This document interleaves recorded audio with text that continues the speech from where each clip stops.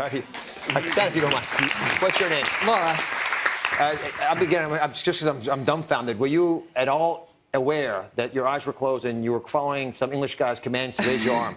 I was aware. It was very relaxing, like she said, and my arm just started lifting. And when I came out of it, I was like, oh my God. And why'd you close your eyes?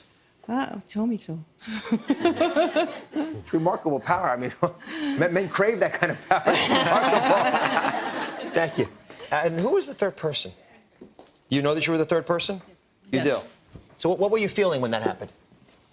I just felt really relaxed, and my arm just kind of went up all by itself, and as soon as he snaps the string, it just falls. So you all had very similar experiences. You weren't doing something you didn't want to do, but you're willing to do it even though people were looking at you, wondering what the heck was going on. I wasn't aware that anyone was looking at me. I was in a totally relaxed state. But, you know, it's the profound power of hypnosis. And I got my first taste of this when I was in medical school.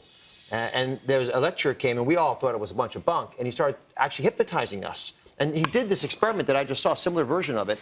And I began to, for the first time, realize the power of suggestion. So the power of hypnosis is what's allowed Paul to create this brand new procedure. It's called a gastric hypnotic band.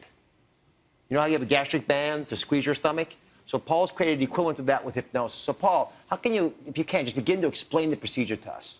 Well, as you say, it's not the actual real physical procedure where somebody, say you take the stomach the size of a melon, you want to make it the size of a tennis ball. If you tell someone that, what happens is they do it in their imagination, and they signal satiety to signal fullness. So people suddenly feel full, they don't feel like they're missing out, even though they've left half the food on their plate. So when Paul first told me about this, I'm a little skeptical. I suspect some of you are as well. So we decided to test this power of hypnosis on 3 women. And these reviewers were the first ones that we're aware of, in our country anyway, to check its effects out. And it has never been shown on television, but here's their story. I really want to lose weight, but I love my food.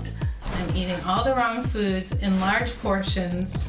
Whenever I have a plate of mac and cheese and fried chicken in front of me, I eat the whole thing. I'm hoping that this hypnosis works, because if it does, I'll be strutting a new body in 2012. Make sure you're comfortable, sitting or lying down in a place where you can safely relax for about half an hour.